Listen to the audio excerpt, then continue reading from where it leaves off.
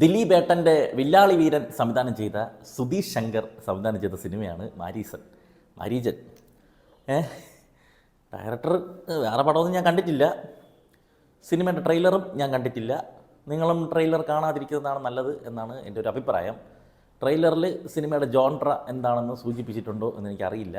എന്തായാലും സിനിമയുടെ ജോൺട്ര ഞാൻ പറയുന്നില്ല, അതറിയാതെ പോയി കാണുന്നതാണ് അതിൻ്റെ രസം. സിനിമയിൽ വടിവേലു, ഫഹദ് ഫാസിൽ പ്രധാന വേഷങ്ങളിലാണ് അഭിനയിച്ചിരിക്കുന്നത്. വടിവേലു ഇങ്ങനത്തെ ഒരു വടിവേലുവിനെ മുമ്പ് കണ്ടിട്ടുണ്ടാവില്ല. വടിവേലുവിൻ്റെ ഈ ഒരു ടൈപ്പ് ഓഫ് ആക്ടിങ് മുമ്പ് കണ്ടിട്ട് പുതിയ ഒരു സാധനമാണ്. ഈ സിനിമ കണ്ടു കഴിഞ്ഞപ്പം വടിവേലു അല്ലാതെ ഇത് ആര് ചെയ്യും എന്ന് വരെ ചിന്തിക്കുന്ന രീതിയിലുള്ള അസാധ്യമായിട്ടുള്ള ഒരു പെർഫോമൻസ്. അദ്ദേഹം ഒരു അൾഷിമേഴ്സ് പേഷ്യൻ്റായിട്ടാണ് അഭിനയിച്ചിരിക്കുന്നത്. അൾഷിമേഴ്സ് ബാധിച്ച ഓർമ്മ മറന്നു തുടങ്ങിയ ഒരാൾ, ഒരു ഷോർട്ട് ടൈം മെമ്മറി ലോസ് പോലെയൊന്നുമല്ല, ഓരോ തവണയും ഓരോ രീതിയിലാണ് അദ്ദേഹം പെരുമാറിക്കൊണ്ടിരിക്കുന്നത്. നമ്മുടെ ഫഫ കള്ളൻ പ്രസാദായിട്ട് വീണ്ടും വന്നിരിക്കുകയാണ്. ഒരു കള്ളൻ്റെ വേഷം, ഡ്രസ്സ് വരെ അതുപോലത്തെ ചെക്ക് ഷർട്ടും ഇതൊക്കെ തന്നെ.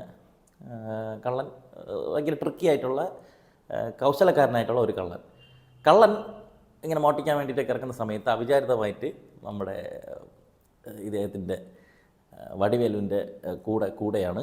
വടിവേലിനെ കൊണ്ട് ഒരു ബൈക്കിൽ അങ്ങോട്ട് ഒരു യാത്ര തുടങ്ങിയാണ്.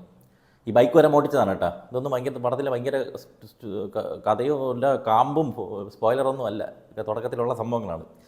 അങ്ങനെ ഇവർ യാത്ര ചെയ്ത് പോകുമ്പോൾ പതുക്കെ ഇവർ പരസ്പരം ഒരു കെമിസ്ട്രി അറ്റാച്ച്ഡ് ആവുകയാണ്. അപ്പോൾ നമ്മൾ വിചാരിക്കും രണ്ട് വ്യത്യസ്ത ധ്രുവങ്ങളുള്ള ഒരാൾ, അയാൾക്കും പ്രത്യേകിച്ച് ഭാവി ഫ്യൂച്ചറിനെ കുറിച്ചൊന്നും ഒരു ധാരണയില്ല, ഇങ്ങനെ ഓർമ്മ നശിച്ച ഒരാൾ. മറ്റത് ഇതുപോലെ വീണടം വിഷ്ണു ലോകമെന്നും പറഞ്ഞിട്ട് മേളിലാകാശം താഴെ ഭൂമി എന്ന് പറഞ്ഞിരിക്കുന്ന ഒരു കള്ളൻ.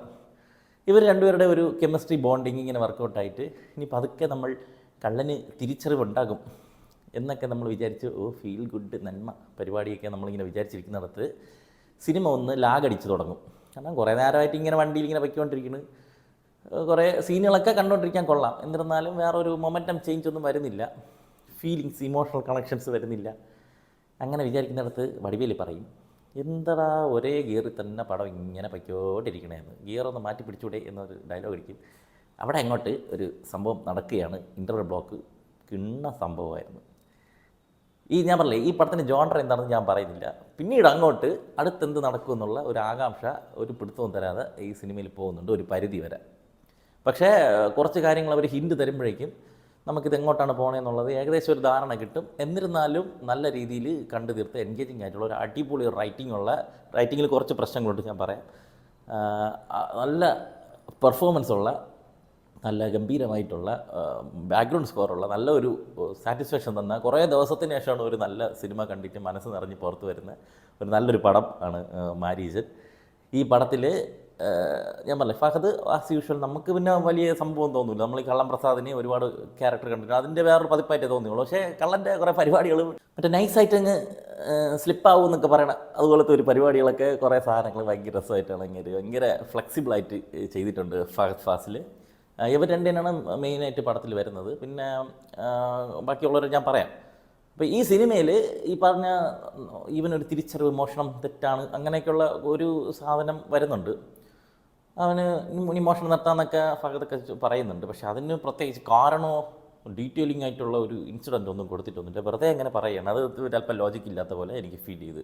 അത് മാത്രമല്ല, ഈ സിനിമയിൽ കോവൈ സരളയുടെ നേതൃത്വത്തിൽ പോലീസുകാർ അന്വേഷിച്ച് നടക്കുന്നുണ്ട്, ഈ വടിവേലുവിനെ അന്വേഷിച്ച് നടക്കുന്നുണ്ട്. അപ്പോൾ ഇവിടെ CCTVയും കാര്യങ്ങളൊക്കെ ഉണ്ട്. ഇവിടെ ഇൻവെസ്റ്റിഗേഷൻ പാർട്ട് ഭയങ്കര വീക്കായിട്ട് എഴുതിയതുപോലെ എനിക്ക് ഫീൽ ചെയ്ത്. കുറച്ചുകൂടി എൻഗേജിങ് ആയിട്ട് ആ സൈഡ് അങ്ങ് പോയായിരുന്നു. അത് പിന്നെ ചുമ്മാ ഒരു വഴിപാടിന് വേണ്ടിയിട്ട് കോവൈ സരളയും പോലീസുകാരിട്ടിക്കും പോലെ എനിക്ക് തോന്നി. അതുപോലെ തന്നെ ഒരു വാട്സാപ്പ് DP ഒരു വിഷയം വരുന്നുണ്ട്. ആ DP തന്നെ വളരെ വെറൈറ്റി ആയിട്ടുള്ള ഒരു DP ആണ്. ആ DP കാണുമ്പോൾ തന്നെ അത് ആരാണെന്ന് ഫഹയ്ക്ക് അറിയേണ്ടതാണ്. അതെന്തുകൊണ്ട് അറിഞ്ഞില്ല എന്നുള്ള ഒരു ക്വസ്റ്റ്യൻ ഉണ്ട്. അതുപോലെ സെക്കൻഡ് ഹാഫിൽ ചിലയിടത്തൊക്കെ ലെങ്ത് ഫീൽ ചെയ്തിട്ടുണ്ട്. സിനിമ കുറച്ചുകൂടി കട്ട് ചെയ്ത് കുറയ്ക്കായിരുന്നു എന്ന് തോന്നി. 1-2 പാട്ടുകൾ വരുന്നുണ്ട്, 2 പാട്ടുകളും കണ്ടേ ഉള്ളൂ. അത് രണ്ടും നല്ല രസമായിട്ടുണ്ട് കാണാൻ തിയേറ്ററിൽ. യുവൻ ശങ്കർ രാജ കിടിലായിട്ട് ചെയ്തിട്ടുണ്ട്, പടത്തിൻ്റെ മൊമെൻറ്റത്തിനനുസരിച്ച് കൊടുത്തിട്ടുണ്ട്. ഇപ്പം നല്ല സാധനം കൊടുക്കേണ്ടിടത്ത്, അതായത് നല്ല, ഞാൻ പറയല്ലേ, ചിലയിടങ്ങളിൽ അയാളുടെ ഇത് എൻ്റർലി ഡിഫറൻ്റ് ആയിട്ട് അയാൾ കമ്പോസ് ചെയ്തിട്ടുണ്ട്, അത് കിടിലായിരുന്നു, അത്രയും മാത്രം പറഞ്ഞാൽ മതി. ഇങ്ങനെ 1-2 കുഞ്ഞു പ്രശ്നങ്ങളൊക്കെ ഉണ്ട്. നമ്മളത് കാര്യമായിട്ട് ഡീപ്പായിട്ടൊന്നും ശ്രദ്ധിക്കത്തൊന്നുമില്ല, പടത്തിൻ്റെ ഫ്ലോയുടെ കൂടെ അങ്ങ് പൊയ്ക്കോളും.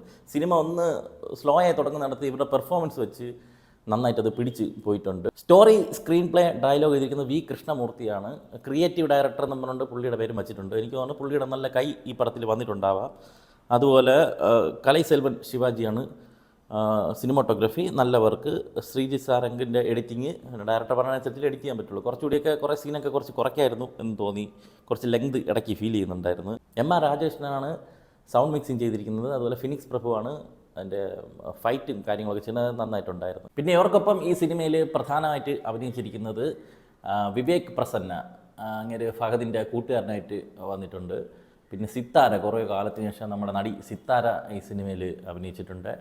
PL തേനപ്പൻ, ലിവിങ്സ്റ്റൺ, രേണുക, ശരവണ സുബ്ബയ്യ, ടെലഫോൺ രാജ, ഇവരൊക്കെയാണ് മറ്റ് പ്രധാന വേഷങ്ങൾ. ഇത്ര പേരൊക്കെ ഉള്ളൂടെ, ബാക്കിയൊക്കെ തെന്നും തെറിച്ചും ആൾക്കാരുടെ ഇടയിലിരിക്കുന്ന ആൾക്കാരാണ്.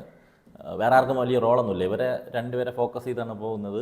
പിന്നെ മറ്റേ കൂട്ടുകാരനുണ്ട്, സിത്താരയുണ്ട്. ഇത്രയും പേര് തന്നെയാണ് പ്രധാനമായിട്ടും വലിയ റോളുകൾ. പിന്നെ കോവൈ സരള അവിടെ ആയിട്ട് നമ്മുടെ വടിവേൽ വിനേഷ് അടക്കണേ, അത്രേ ഉള്ളൂ. ഓവറാൾ മിസ്സാക്കണ്ട, ട്രെയിലർ പോലും കാണണ്ട, നേരെ ചുമ്മാ പോയി കാണുക. നിങ്ങൾക്ക് തീർച്ചയായിട്ടും ഒരു നല്ല സിനിമ കണ്ട സാറ്റിസ്ഫാക്ഷൻ ഉണ്ടാവും. അങ്ങനത്തെ ഒരു സിനിമയാണ് ഇത്. ഫീൽ ഗുഡാണേ, നന്മയാണേ എന്നൊന്നും വിചാരിച്ച് പോകേണ്ട. സിനിമയിൽ സംഭവം ഇருக்கு. ആമസോൺ, ഫ്ലിപ്കാർട്ട്, അജിയോ, മിന്ത്ര മുതലായ ഓൺലൈൻ ഷോപ്പിംഗ് സൈറ്റുകളിലൊക്കെ കുറേ ഓഫർ ഡെയിലി വരുന്നുണ്ട്. അപ്പോൾ നിങ്ങൾ അറിയാതെ പോകുന്ന അത്തരം ഓഫറുകളൊക്കെ നമ്മുടെ വാട്സാപ്പ് ചാനലിൽ റെഗുലർലി അപ്ഡേറ്റ് ചെയ്യാറുണ്ട്. അപ്പോൾ താല്പര്യമുള്ളവർ നമ്മളെ വാട്സാപ്പ് ചാനൽ ഒന്ന് ഫോളോ ചെയ്തോളൂ. ലിങ്ക് ഫസ്റ്റ് കമൻറ്റിൽ പിൻ ചെയ്ത് വെച്ചിട്ടുണ്ട്. എന്തരാ വരട്ടെ.